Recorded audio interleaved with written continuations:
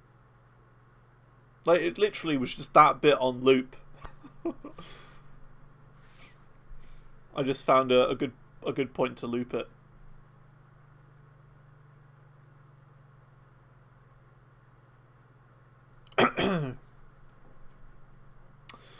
Here you go. How about a classic? Everyone here will know this one. You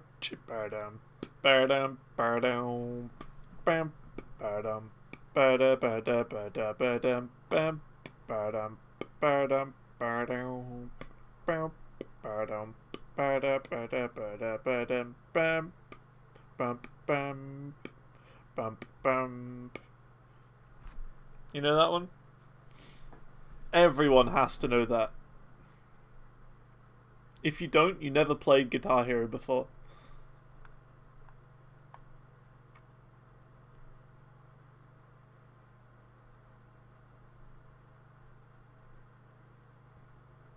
You know it, you can't name it. Ooh.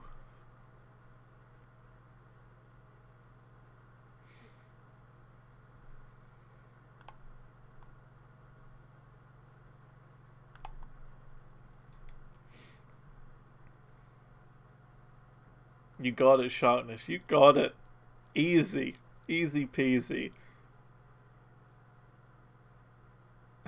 You got it.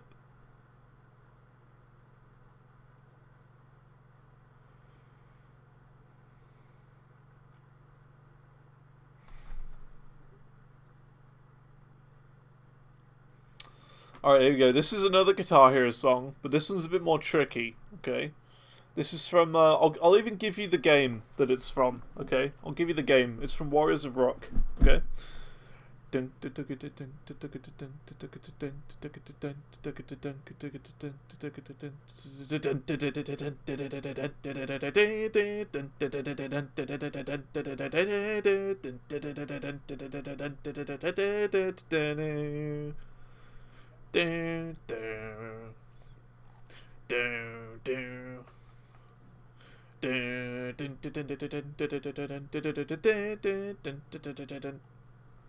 That's all you're getting.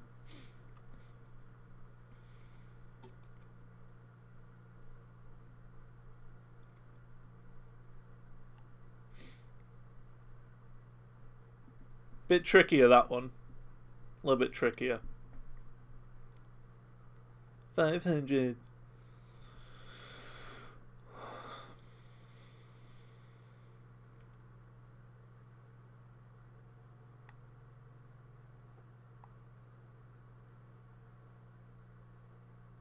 No one? I don't even think my co-pilot got that one.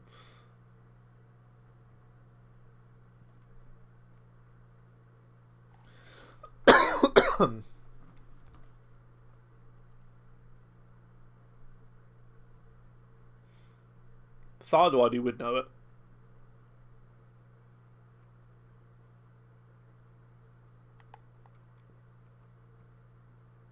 I'm certain of it.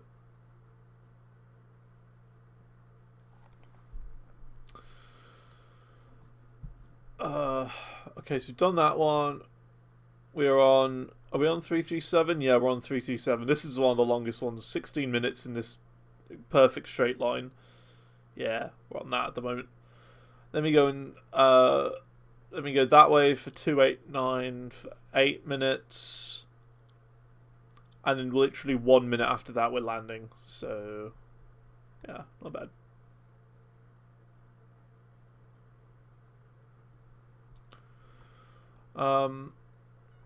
Does it say what place this is?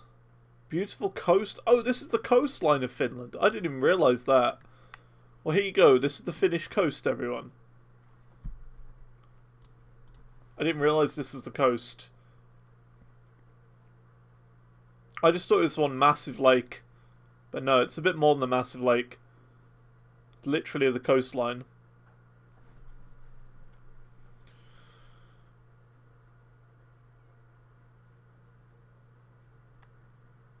It's old people music. It is a little bit old. A little bit.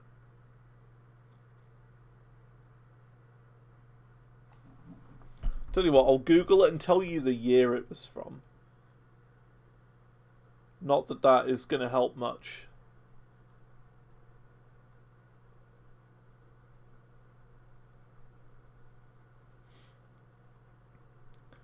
It is from 1971. So yeah, I suppose it is old people music a little bit. But yeah, it's on Guitar Hero Wars of Rock. It is by a band that we all know. Known from being from the same place as I am. 500.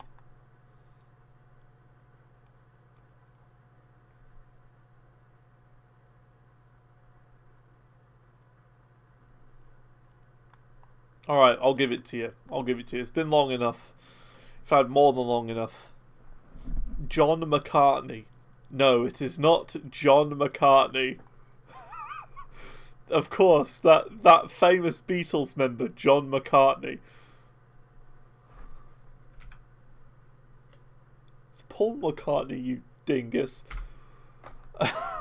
No. The song is by Black Sabbath, and it is Children of the Grave.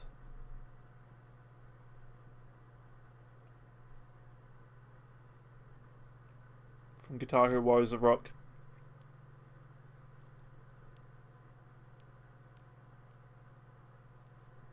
Classic.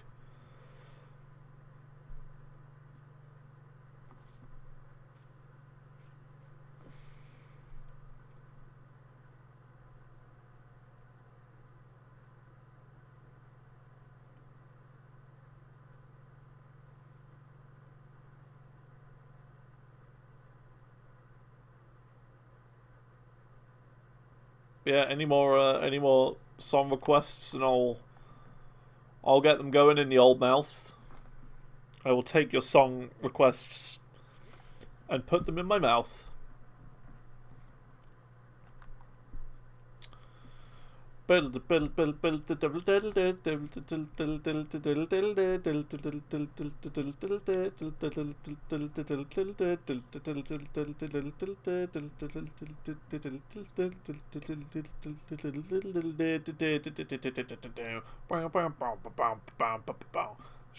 yeah, you got it.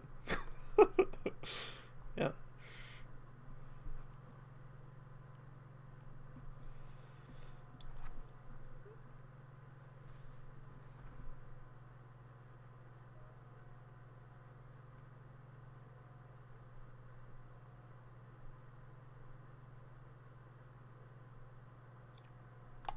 Strange how it's just turned into Zantor request hour.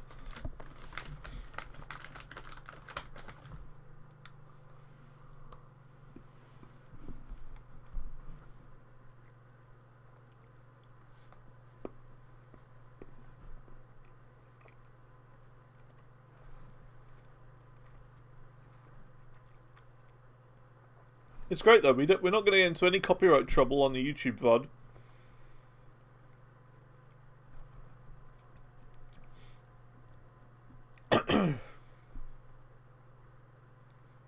What I should just do is like record a playlist of music to play in the background, but it's all my voice recreating the song almost perfectly, so you can't tell it's anything different.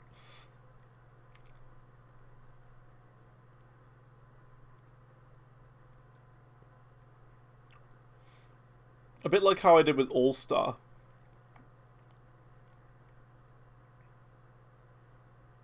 By Smash Mouth. Have you heard that? You must have heard that. My All-Star Smash Mouth. It's awful. It is dreadful, though. It is truly dreadful. Here you go.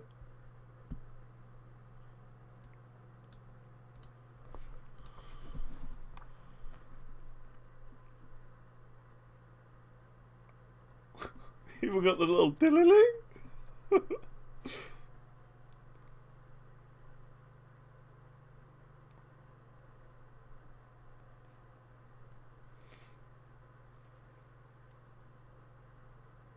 It's just All-Star, isn't it? I mean, you can hear it.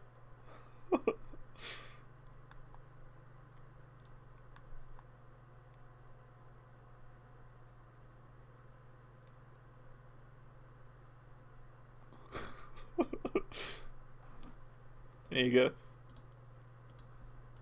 go. I mean, I didn't get any sort of copyright for it at all. Literally no copyright issues with that at all. Whatsoever. So, there you go. And yeah, it's literally just the entire song, but made using my voice.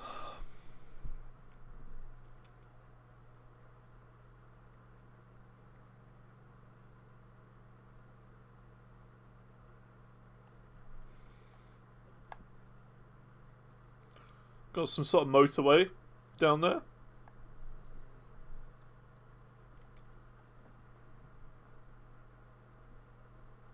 But I did that because it was the meme. The entire Terraria OST. I don't even know any songs from Terraria. I don't know.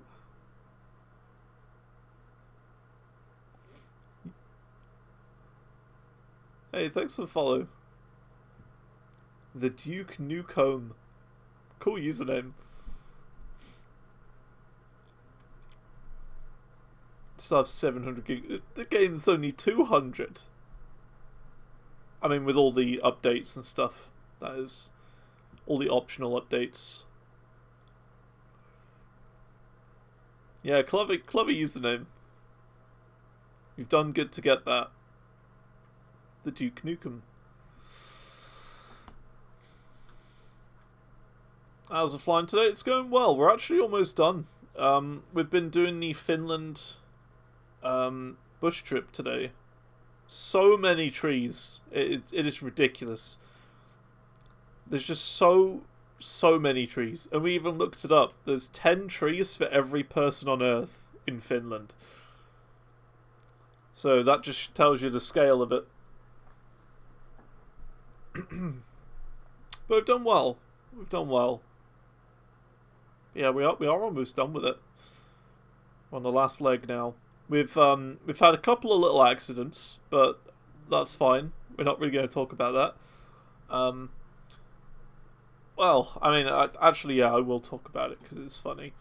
One of them was like a grassy patch we had to land on. And the problem with the grassy patch is that, yeah, we kind of went off the end of the runway, across the road that was after it, and into a farmer's field. Besides that, it's gone pretty good. It's gone pretty good. So it's mainly just been... The only issue really I've found with this plane is that it takes forever to stop. It really takes a long time to stop in this thing. But besides that, I like it. This is a really nice looking place. Look at this.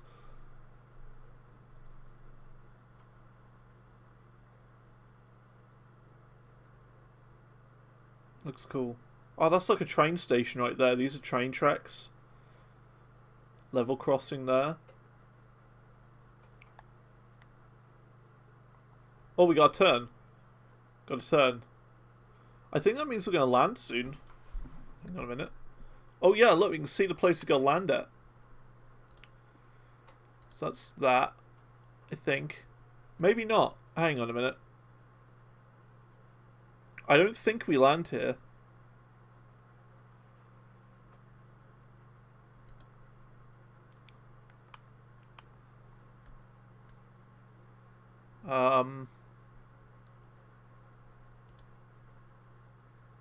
Yeah, we do land here.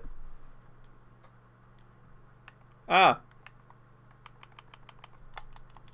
Okay, we're coming in for a quick landing. A very abrupt landing.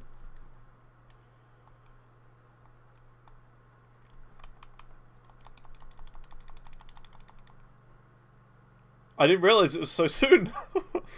Well, here we are. Here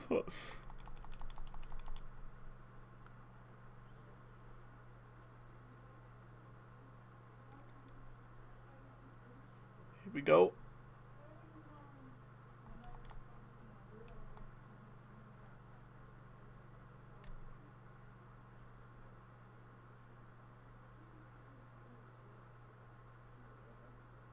I think we've done this quite well, considering when you found out like 10 seconds ago we were actually landing here. Oh, look at that. Very nice landing there.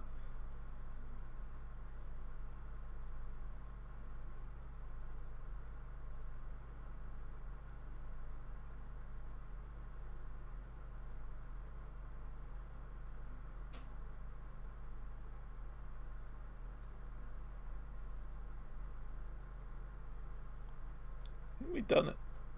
And crash. I'm not crashing. I'm a good boy. I'm not gonna crash. And there we go. Little bounce at the end. Leg completed. Wait, there's more? There is more. Okay, well, this is the last one then. This must be. This is supposed to be 3 hours. Yeah, it's supposed to be 3 hours 33 minutes, right? And we've been going on 3 hours 53. But look, we're definitely here now. EFKE, and we're going to EFRO. So this has to be it. EFRO, yeah. This is definitely the last one. TM.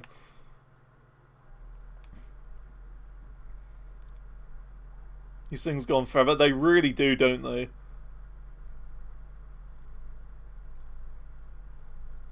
Bush trips, eh? I have to say though, the Californian one I did a while back at the very start of the year was so fun. I've actually done that 2 more times.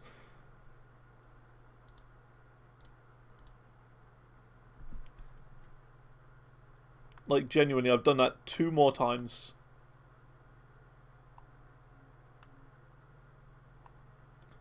Yes, a yellow plane. Yeah, that's the one. That is such a good one. I really like that. Because you got the mountains. You then go into, like, the deep depths of the desert. And you just, I don't know, it's just like there's nothing but just massive desert. For such a long time. Then you come across what's it called? The Burning Man Festival. That's a nice surprise to come across. And then later on, I remember there's a massive lake you go over as well. Huge lake near the end. That's so fun, that one. Yeah, yeah, that makes sense, because it was one of the base game ones. There's 3 with the base game, and that's one of them. The Yosemite one. Yeah, very, very fun.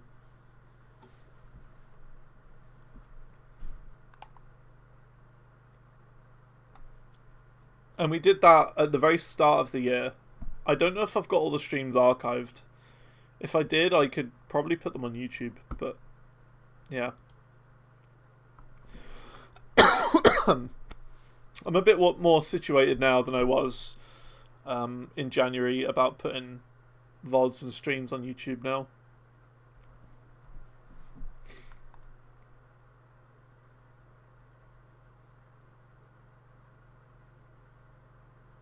Yosemite, if you want to sound more American. Okay. I don't know the proper pronunciations. So it's Yosemite. Okay. I called it Yosemite. I can't help it. I don't know pronunciations. Okay, so let's see. Where are we going then? 5 heading? Yeah, we're still in this first one. That's fine. Cool.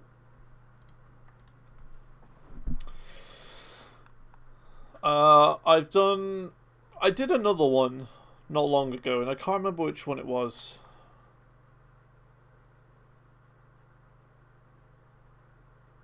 Can't remember. Yeah, we'll probably do some more at some point. But I will say, I do kind of scatter these out quite a bit. I've done, I think, another 2 this year. So this is the 3rd one I've done this year. So they're not very common, but sometimes I just feel like playing a bit of Flight Sim on stream.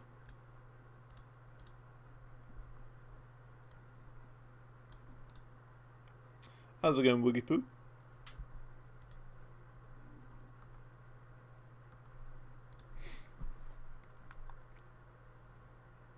It's just, yeah, I've been playing a lot of Binding of Isaac lately. We played Isaac like all of last week. So, yeah. We'll start that back up tomorrow, though. Tomorrow we're doing Isaac. And Thursday we're doing Isaac. But then Wednesday, we're going to try and finish off Human Fall Flat. Because we're going for every single achievement in Human Fall Flat. And we should get it done by about the halfway mark of the stream, Human Fall Flat. And then we've got another game that me and Thard already tested out to play on stream. And that is called, I think it's called We Went Back or something. It's like a co-op puzzle game, which could be fun. Almost 2,000 hours. I see. Yeah, I'm at about 300.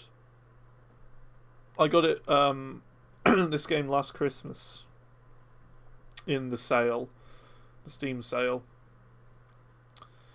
And fun fact about that as well, I'm proud of it. Hang on, let me find it. Hang on. It's always a fun one.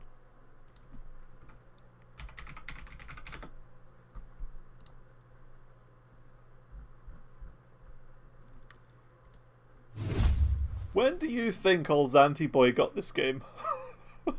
When do you think? Of all these discounts, 25%, 20%, 80%, 20, 25. I wonder when old Zantor boy got it.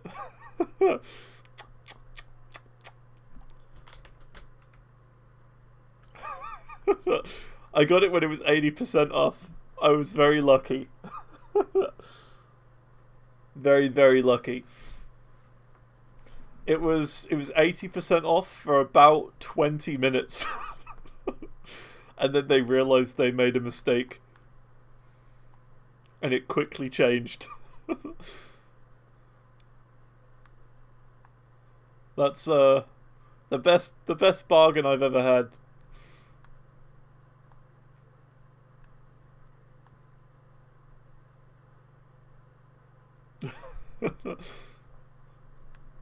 The funny thing is, right, it was the only thing I was after on that Christmas sale. It was like to the point where I would be like, it doesn't even matter how much the discount was. I was like, whether it's 10%, 0%, 20%, 80%, I would have gotten it then anyway.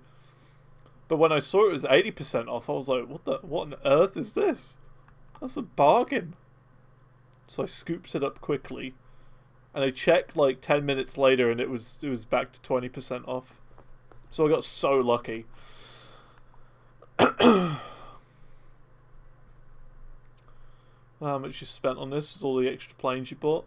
I haven't bought any planes. I'm just using the default set at the moment. But it's like, I don't see it like I need to do that until I've like used all of the planes extensively, sort of thing. I still don't know how to fly the Boeing, the default Boeing in this game. No clue. No idea. I've mainly been using the Airbus A320. The free mods? I haven't. I have not looked at the mods. I'm only using the default game with all the world updates.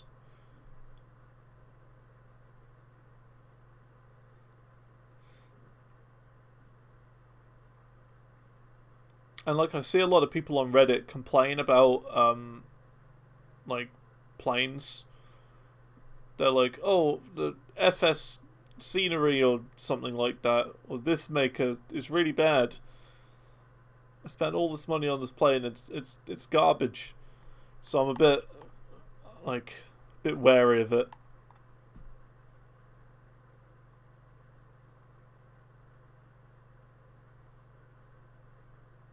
I see a lot of that on Reddit.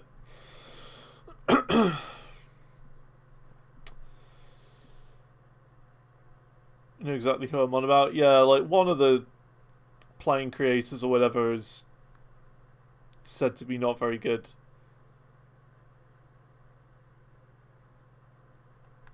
But either way, yeah, I think I'm better off just sticking with the default game as it is, especially with Flight Sim 24 coming as well. 2024. I think I'm gonna stick to this. And, you know, I don't think I'm going to spend anything else on this. I'll wait until that game comes out. They look handcrafted.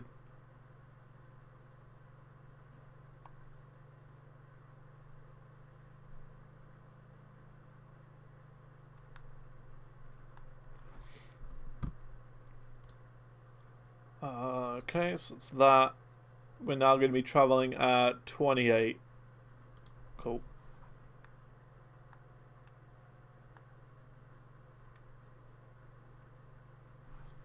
Some sketchy developers. But there are plenty who are S tier, right? But yeah, I'm just going to wait until 24. I think. Which I was a bit unsure about. And I still am a little bit unsure about. Like, why do we need Microsoft Flight Simulator 2024?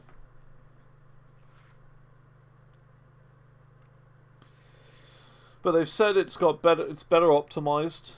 And they've moved more things to the cloud. So you can stream it in. So hopefully should be easier to run. And it should be a lower file size, I'd hope. So I don't know.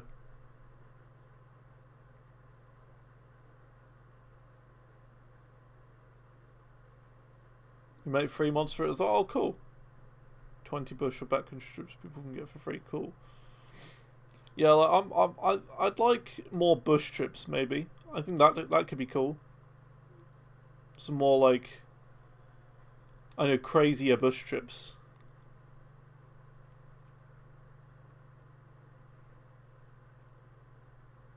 Could be cool.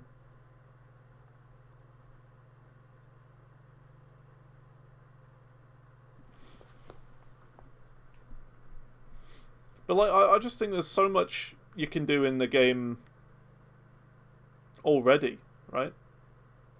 That's your speciality. Nice, nice. I might have to check some of them out then.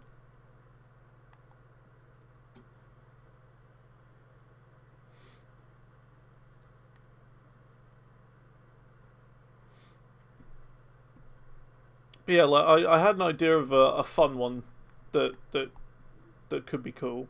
I mean, not as much a bush trip, but yeah, more of a challenge that I did mention earlier in the stream. But I think it could be cool to like go all the way from the very northern point of the UK to the very southern point of the UK without a map. And I think that could be a really fun challenge.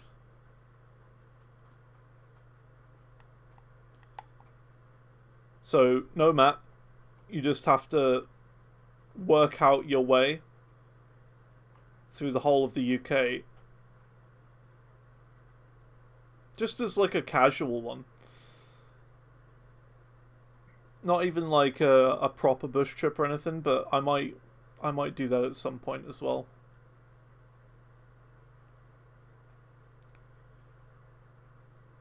They're in Flight Sim .2. Okay, I'll have to look at that. I've never been on there before.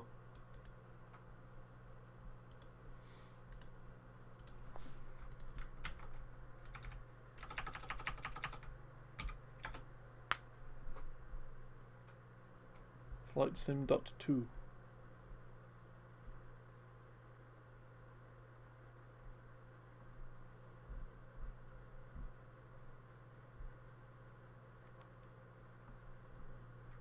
Some alright stuff. Not bad.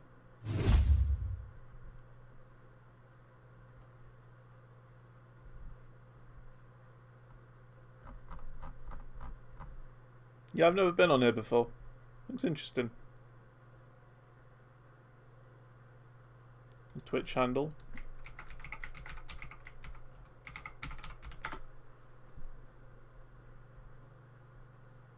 Oh, here you go. Model library.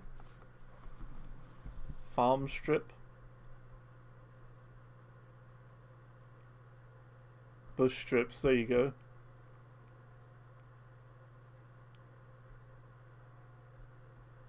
Cool stuff.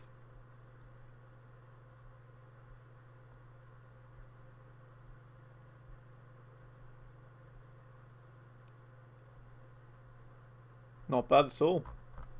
I've no idea how you'd even get into something like that. That's pretty crazy. Yeah, good stuff.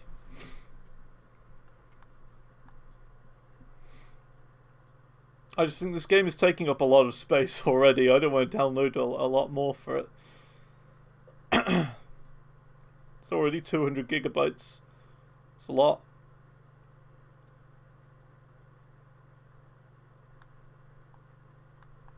But yeah, cool. Not bad.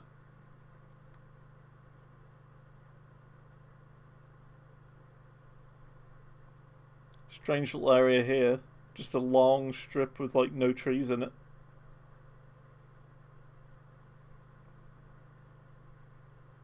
Just, yeah, this game's too big. I don't need any more. I've got to fit other things on this drive. Currently, the only other thing I've got on here is Elden Ring. But there's going to be a DLC to that coming in the new year at some point.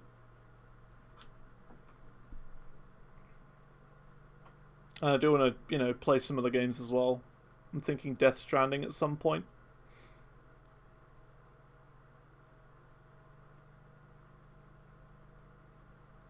$300 to $400, yikes. Yeah, that's too big. Too big. I mean, sure, I've got a 1 terabyte drive, but it's a bit spooky knowing that this game is taking up a quarter of that in itself.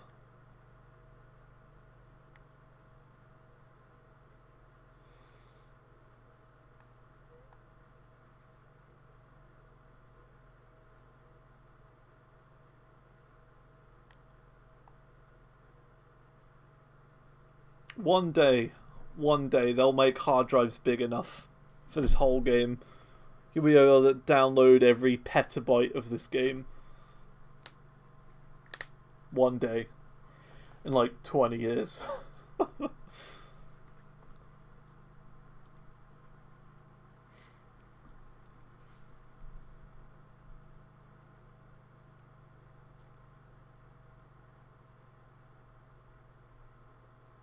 And even by then, they'll have like an exabyte version of this game.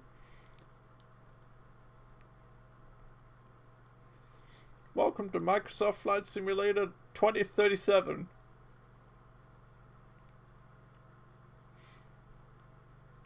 We're now rendering all of the game's graphics in 16K resolution. And the game is 4 exabytes big.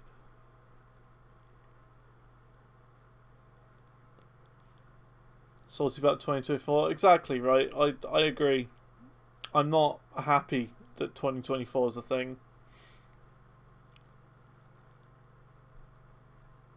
I don't really get it. I don't know why they need to make a new one.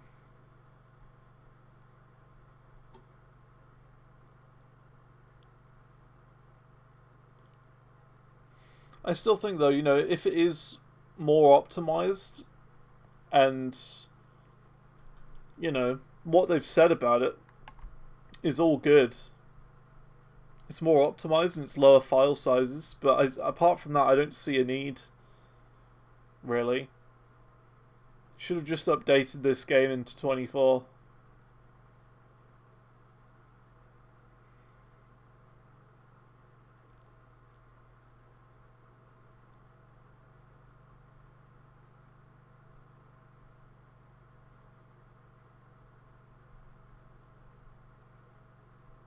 Still gonna get it though. I'll wait.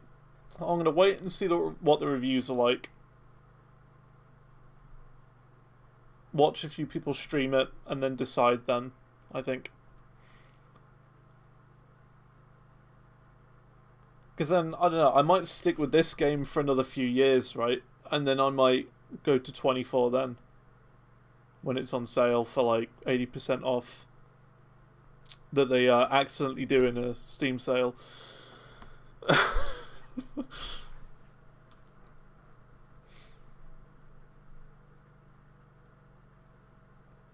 But no, it depends how optimized it is.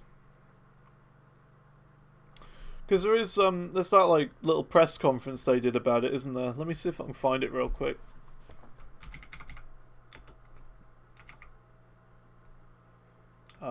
24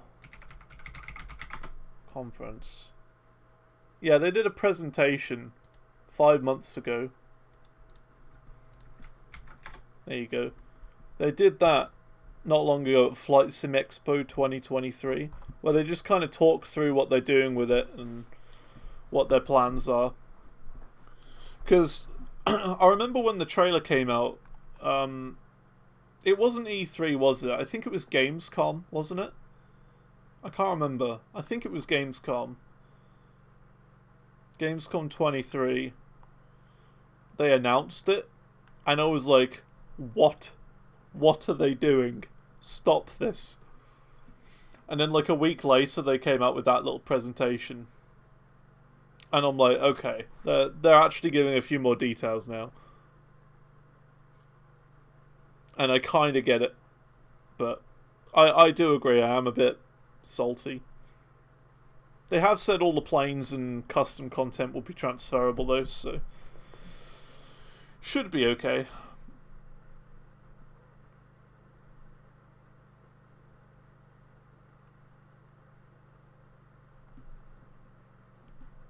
Where are we in the world? We're at 29 still.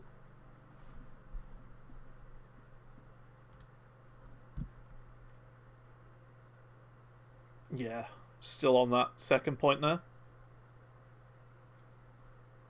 There's 2 minutes to there. Yeah, we should be able to just about do this, I think, in time for the stream. It's turned out pretty well. It said it would take roughly 3 hours 33, but it's taken 4 hours. We're at 4 hours 15 now, so kind of lied about the length.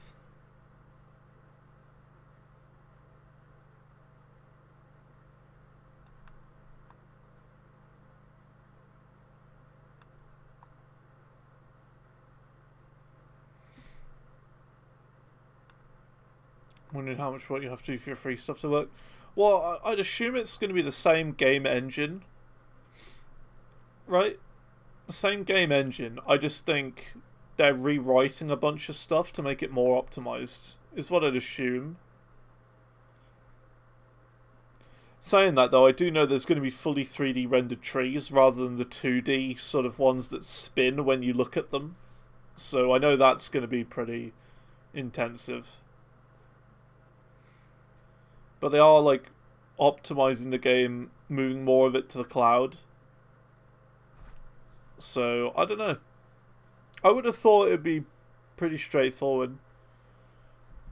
But then again, I don't know really anything about creating custom content for this game.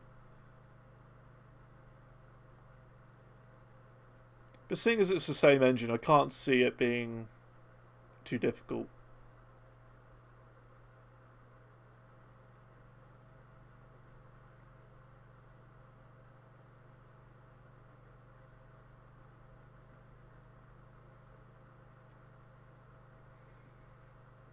I think we're almost there. I see, like, there's this big city coming up. Rovaniemi,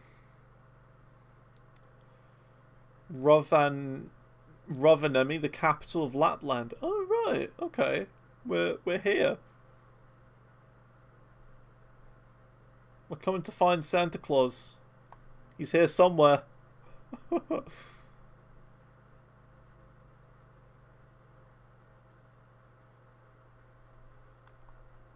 I don't know where, but somewhere we'll see him. What a nice Christmas adventure.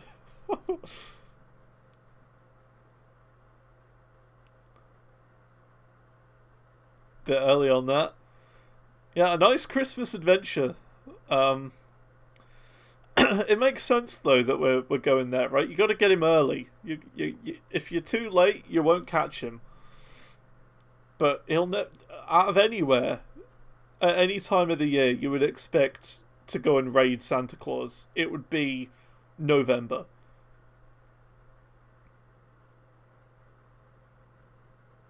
June or July is just too obvious, right? It's too obvious. It's the obvious thought. But November's like the perfect time.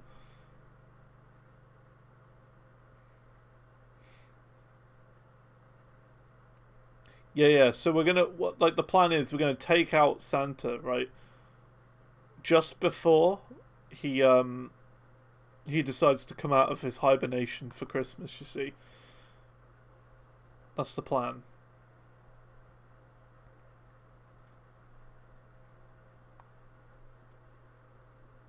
We're going to prepare for a couple of weeks and then we'll get him.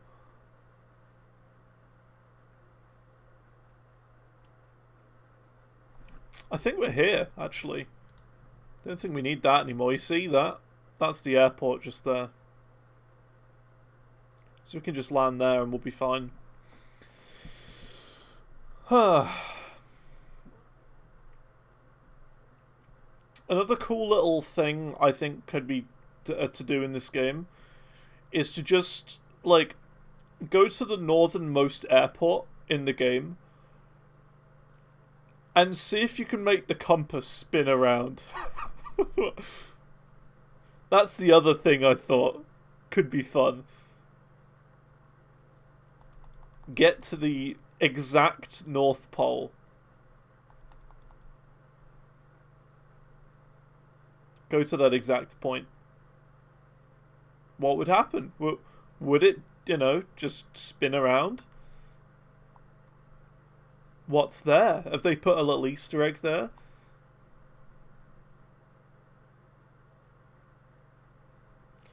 Usually cheat on these bus trips for putting the airport into the autopilot. That's not in the spirit of things.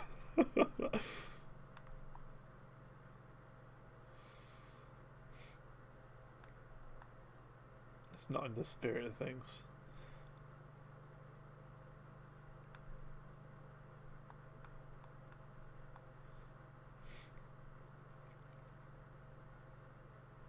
Also, in that Californian one, Yosemite, right? Which I now know how to say properly. Could you just go from, like, the first airport to the last one? Because it basically takes you in, like, a massive C shape. Like a backwards C shape. So could you just go from the first one to the last one and then complete the whole thing?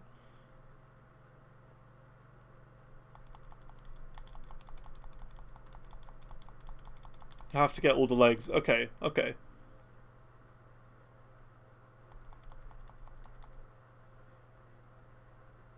Because I didn't know that. I was assuming that if you wanted, you could skip them. But I'm not sure. I think we're coming in a little bit quick here. A wee bit quick.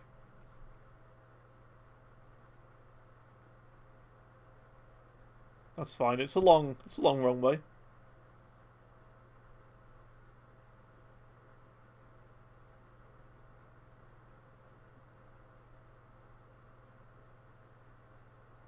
Yeah, too quick. Still haven't landed yet.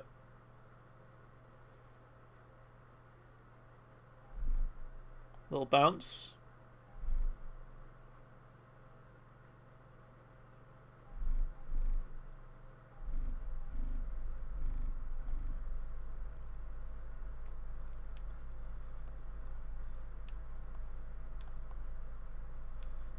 The smoke alarm's going off. Beep, beep. Yeah, that was a late landing. Very late. I was going too fast. Not the best. But hey ho. We did it.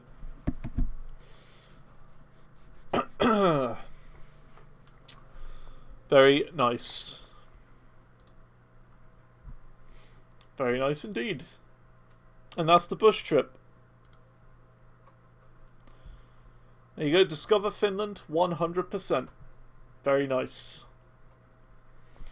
So yeah, these are all of them that you got. You got Discover Finland. I've done that one. Maribor to Sarajevo. The Adriatic countries. That was a nice one. Not bad. Did that one not long ago. I only did that one because it was the first one on the list. But that was a good one. I liked that one. Lots of mountains. Enjoyable. We did discover Sweden. A lot of lighthouses. I started that one a while ago, but I didn't continue it. Bordeaux to Mont Blanc. We did that one. That was really fun. I enjoyed that one. That was a good one. That's the one where we rolled down the mountain backwards because we took too long to land. We went along, up, and then back down again. Did that a little bit on my own. Oh yeah, we did Australia as well. I remember that one. The Australian one was really fun as well. I forgot about that. I did Vancouver Island on my own, I think. I can't remember. That's about it. But yeah. Nice. Very nice indeed. So those are all the bush trips.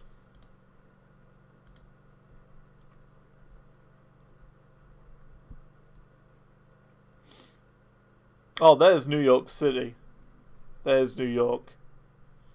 But it's way too extreme to load when streaming. It's a bit much. It would take like 5 minutes to load into it. And even then it would be like 10 frames per second.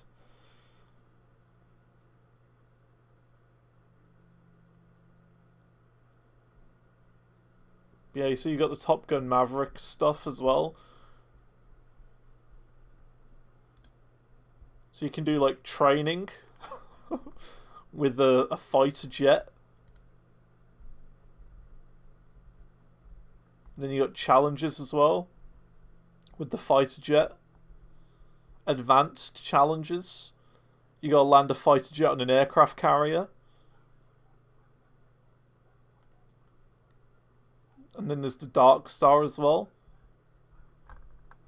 Yeah, they got the music as well. It's like a promotional thing for the movie.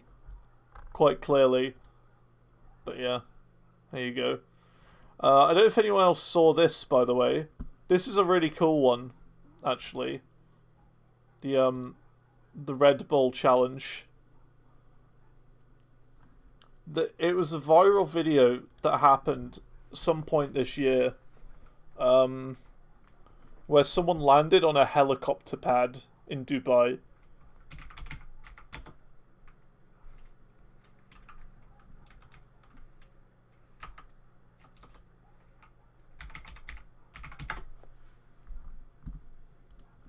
Here you go.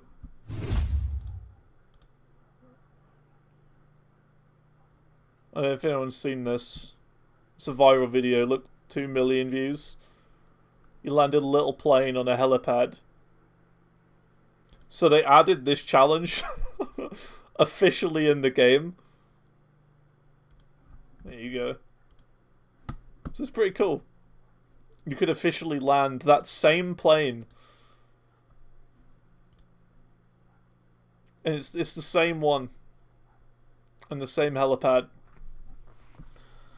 The plane they added in some of it is scuffed. Is it really? I think I've tried it once, but I'm awful at it. Gave it a go. Didn't work out well at all.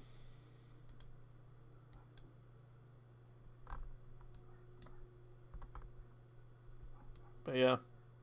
Got like the UK and stuff. All sorts. On my own like personal journey, I am currently here. Beijing capital. That's where I am in my own adventure around the world. You can land it backwards? How does that even work? Yeah, my plan for like a little challenge for a potential future stream. So we could start like here, maybe. Or we could start like there. Like in Wick or whatever. We could start here. Departure. Okay.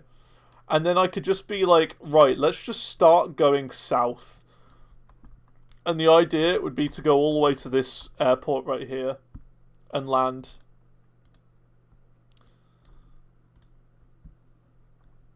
In like a little plane. So like, oh, here are all the planes you get in the game, by the way. This is the one I use almost all the time.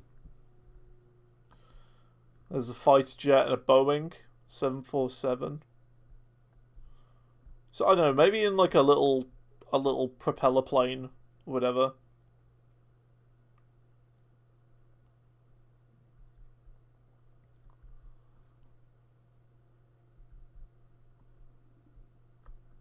Maybe something like this, or like just like the default plane. There you go, the Cessna 152. We could do it in that.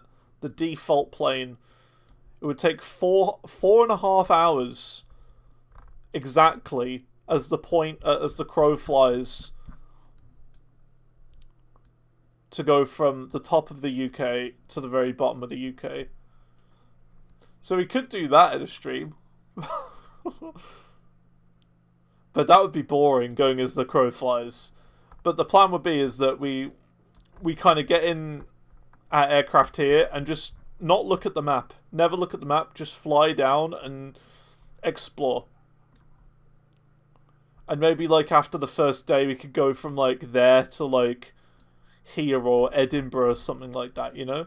Take our time, fly around, have a little look, explore the UK, and gradually work our way down and eventually get there. Could be interesting as a little challenge. I don't know. Just an idea.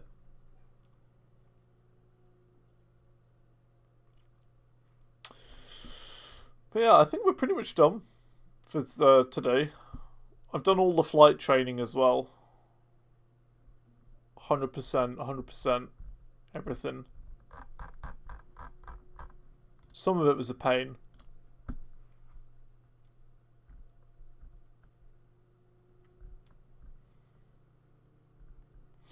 You've also got these air races, but you got to pay for this. Look at that. The air races is like ridiculously expensive. I'm not even that bothered about air racing. But it's very expensive for what it is. £8 a plane.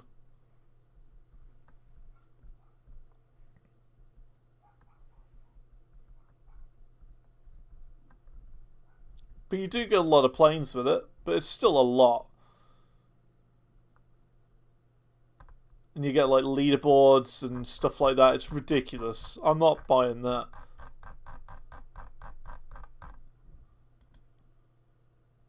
Livery. Oh, it's the same plane. It's just yikes. The same plane. It just is blue instead of red. Okay, that's dumb. Then you got the 40th anniversary stuff as well. I've done a couple of these. Done a couple of them. But some of these are a bit odd. Like this one. This one's nuts. This is what I talked about earlier. So you think, okay, the Spirit of St. Louis. Okay. Look at the flight duration. That's not 33 minutes.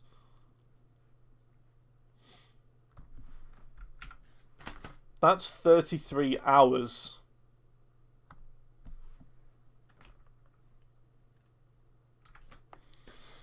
It's a 33-hour flight. You go from somewhere in New York, Farmingdale, New York, whatever, to Paris. 58,000 kilometers in a little plane that goes at like such a tiny amount of speed. It goes so slow. And you can't even see anything out of the window from it either. It's ridiculous. Such a dumb challenge. But it's like a historical flight. It's the first ever transatlantic flight. So it's ridiculous. There's no way I'm doing that. But it's pretty crazy. I do want to do some more of these though. The Grand Canyon Scenic Tour. The Hell Stretch. A landing at St. Martin.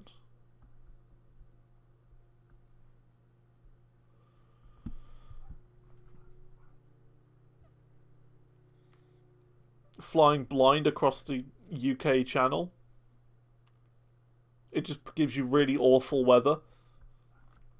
And you got to get from the UK to France. Harder than it looks. I did give it a go.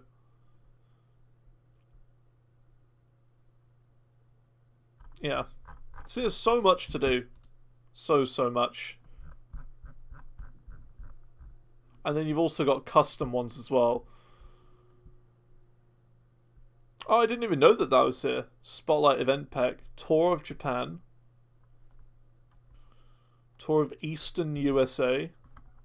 And the world's shortest passenger flight. 10 minutes. Okay.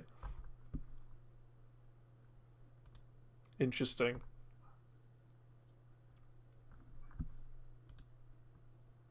Find the double ender in the marketplace. We'll have a look.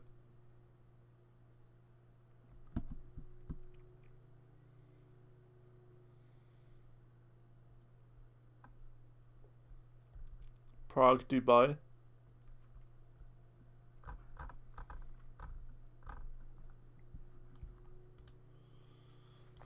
So what, double ender?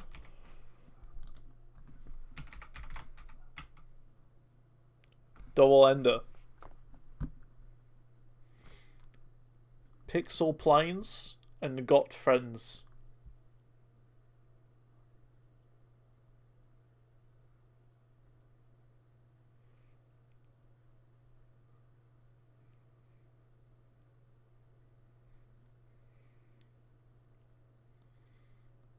What's the difference between these two?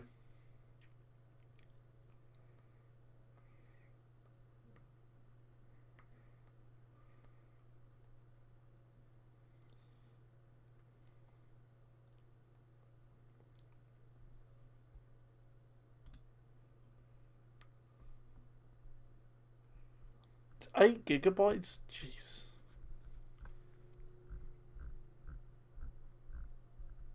Why are planes so expensive in this game? So what was that thing you're talking about? Like Prague to Dubai? It's kind of hard to see where it is.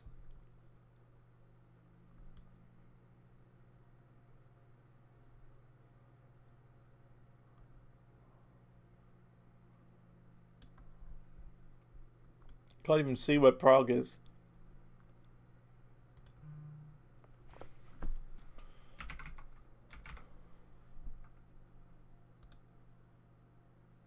That's not Prague.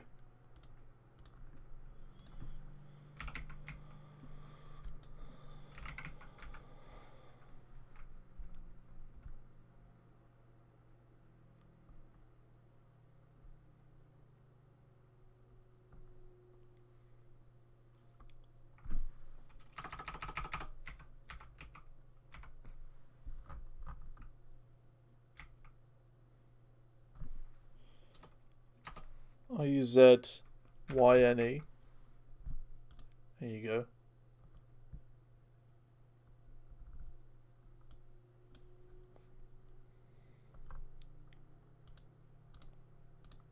Oops. So departure. And then what? Dubai?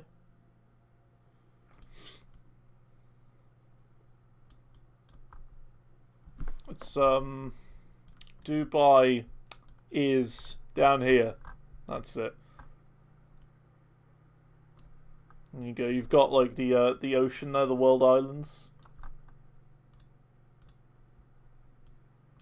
Well, I'll put it this way: you definitely couldn't do it. It says in a 152. My plane of choice is this one, A320neo. You probably need a bit more fuel than that.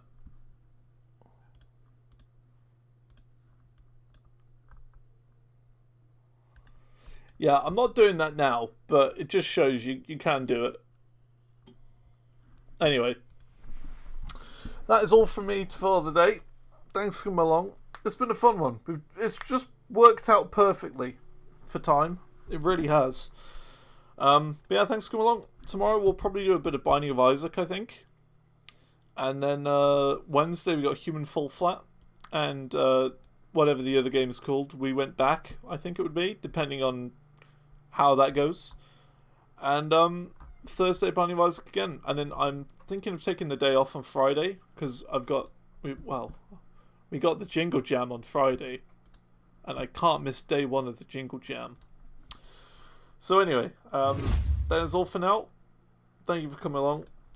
If you missed any of the stream and want to check out the stream when it comes out on YouTube tomorrow, you can do there on my live channel, Zantor Live, which the stream will be on there tomorrow.